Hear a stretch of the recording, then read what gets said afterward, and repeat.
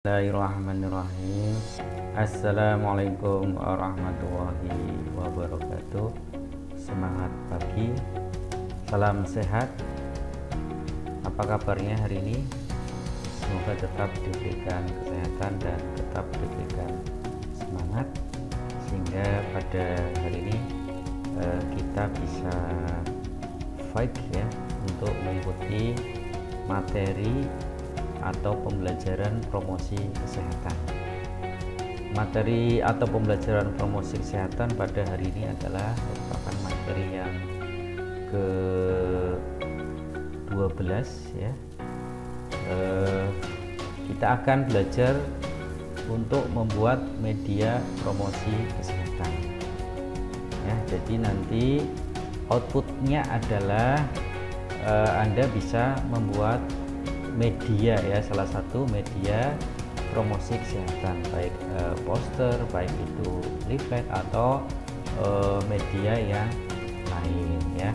Nah, sebelum nanti Anda membuat media ya untuk promosi kesehatan, kita akan belajar dulu ya tentang media promosi kesehatan.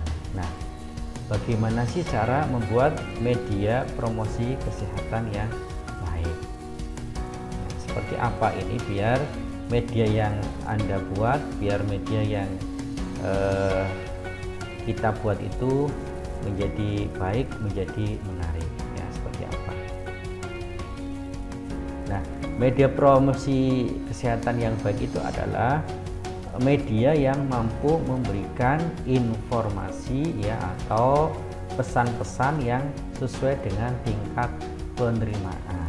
Nah, makanya kemarin Anda sudah membuat perencanaan ya, perencanaan promosi kesehatan, siapa sasarannya ya, tentunya nanti metode dan medianya harus tepat ya, sesuai dengan tingkat penerimaan ya, harus sesuai ya, isi-isinya ya, pesan-pesannya ya, generasi milenial ya, generasi Z ya, zaman sekarang itu adalah generasi gambar ya, begitu lahir sudah dilihatkan dengan visual ya yang menarik ya, HP ya, sehingga tentu kalau kita membuat media promosi kesehatan yang tidak sesuai ya, hanya tulisan-tulisan saja ya, tidak ada gambar ya, tidak ada animasi ya, tentunya ini akan tidak baik ya, akan membosankan.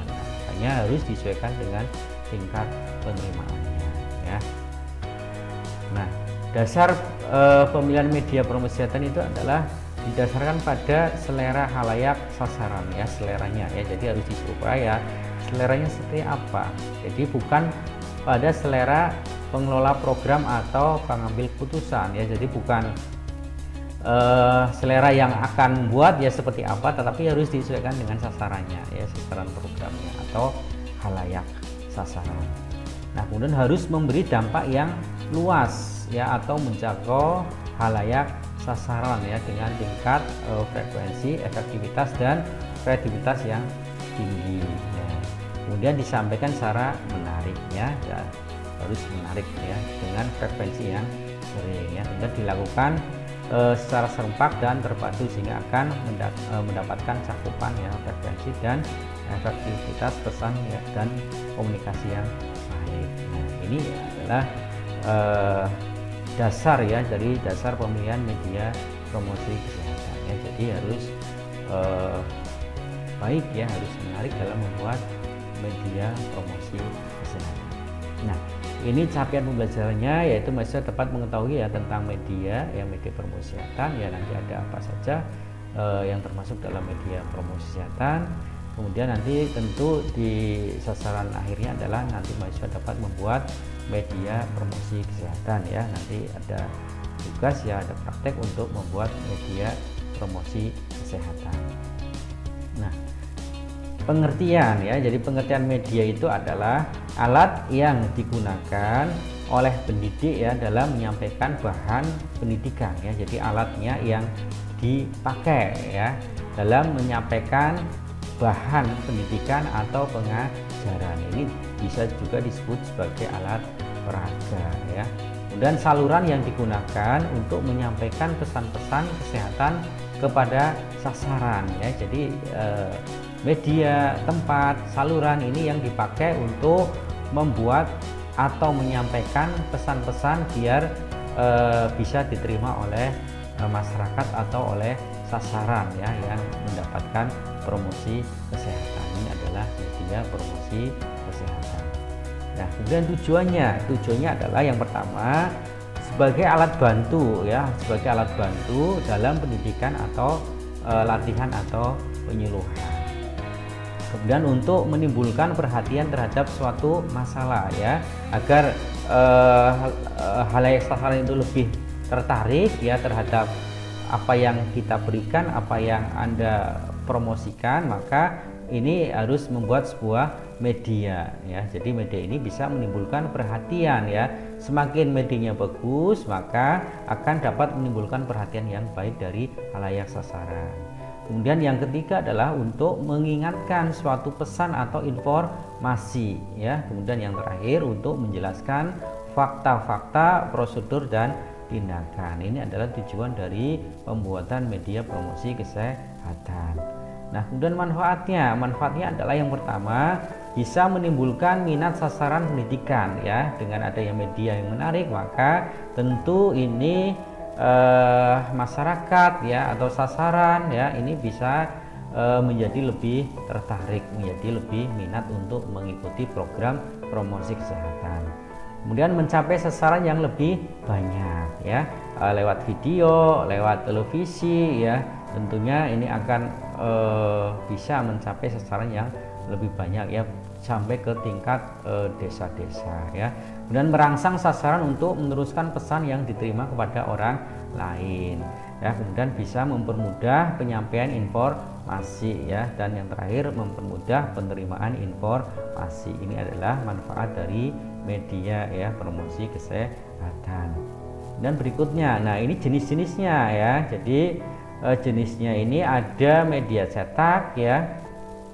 Jadi media promosi kesehatan ini bisa dilakukan ya, atau bisa disampaikan melalui media cetak ya, atau media elektronik ya, dan atau bisa media papan ya. Ini kalau di kampus ya bisa lewat papan mading ya. Nah, ini media papan ya. Jadi bisa media cetak, media elektronik, bisa media papan.